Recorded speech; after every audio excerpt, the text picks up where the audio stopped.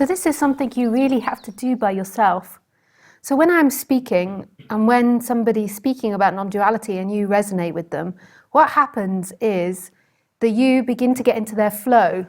So you'll notice in the room, this is just from my observation and the way I think it happens. I can't guarantee scientifically this is the way it happens, but this is how I think we work, is we all are very telepathic and we can feel each other and we can feel what other people feel. So you'll notice the difference between when I'm speaking or when somebody's speaking and they have lots of suffering coming up. And you can feel their suffering. And it's not in any way saying that shouldn't happen. This is the place for it, for you to explore that and talk about it. And it's so helpful for people to watch me work through it with you. But you'll notice that you can feel that energy. So if somebody's talking in a suffering energy for a long period of time, you can pick it up. So there's this psychologist that I like on the internet. But I also don't like him because when I watch him for long periods of time, I can feel that he has very, very dark energy. So I like intellectually his mind. I think he's brilliant, and I think the way that he speaks about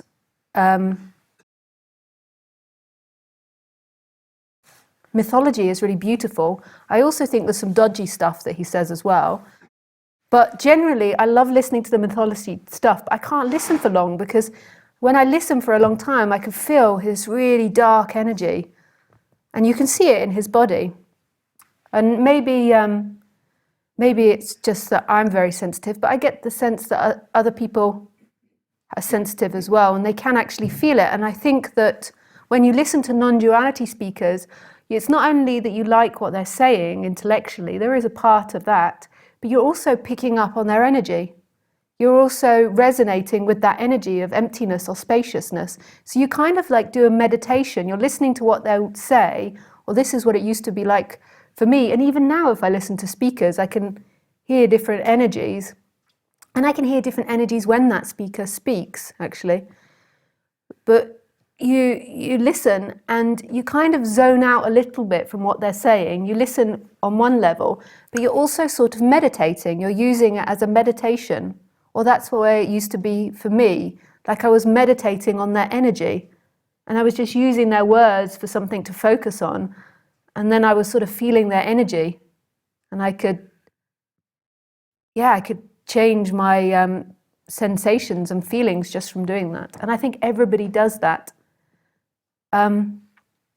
So that's one thing that you can do on these retreats. But the other part is you have to do it, which isn't so easy. And that's the part of exploring your chakra system and exploring your body. And I know that bit feels a lot harder because one thing I also notice in Western societies or people that I work with is that we experience a lot of confusion. And this might be a result of having so much information around us that our mind easily gets confused and easily confuses things and doesn't know what to do. Whereas when you're listening to someone speak, it's quite, you put your attention on it and you feel their energy and you're not even doing anything, you just do that and that's easy.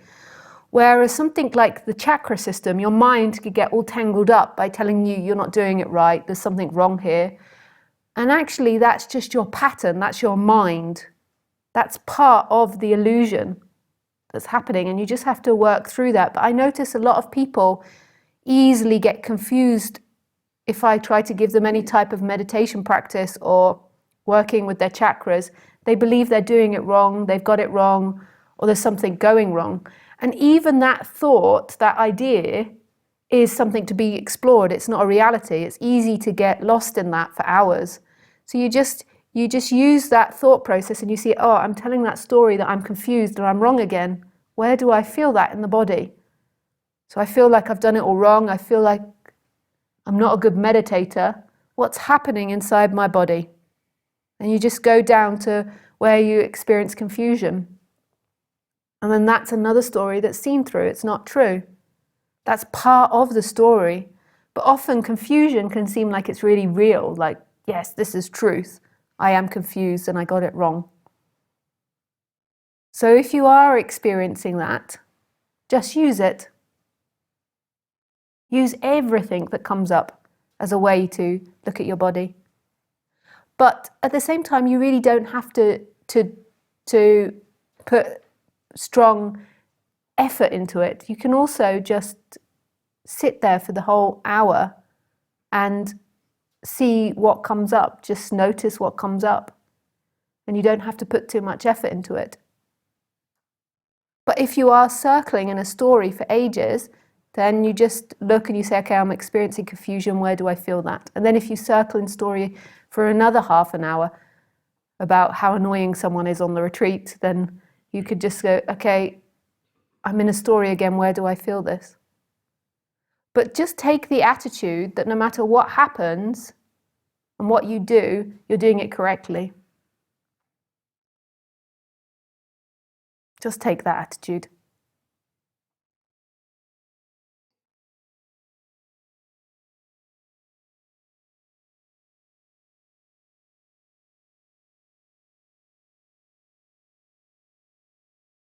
So if you shut your eyes,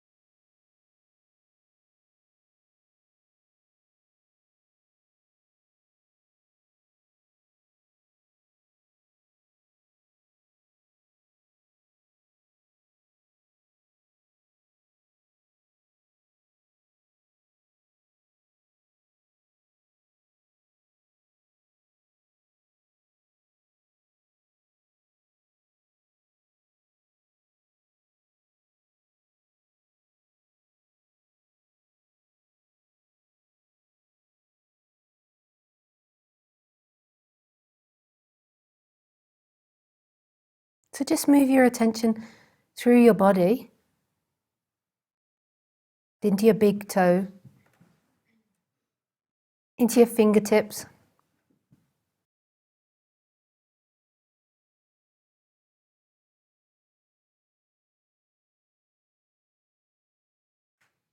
and notice you have something called personal attention. And this personal attention is focusing on different parts of the body.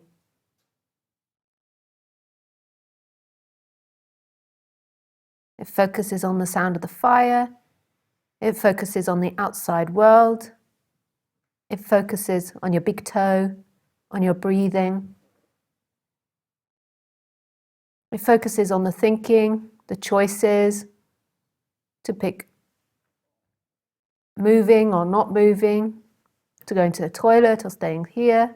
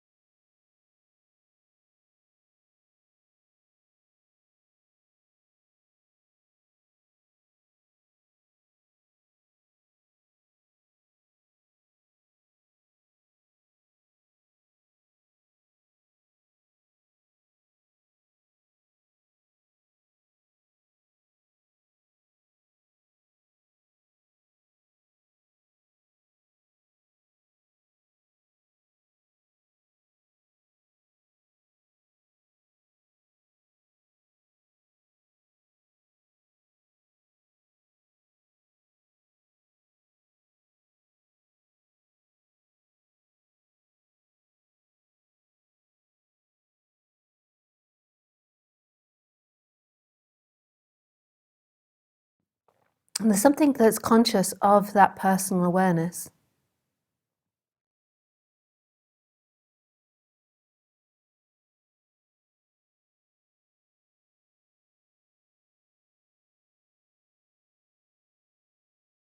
And that consciousness cannot be found.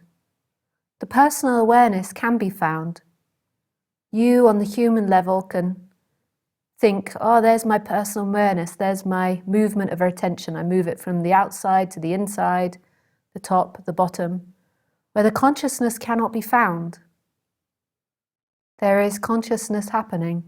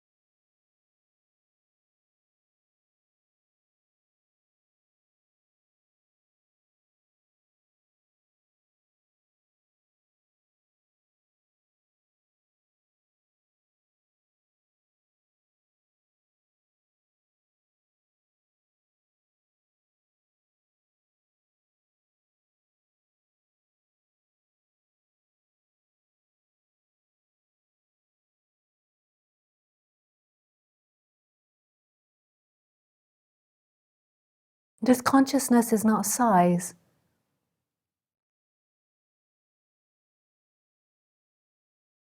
This consciousness includes everything. Everything that's experienced right now. And this consciousness has always been here.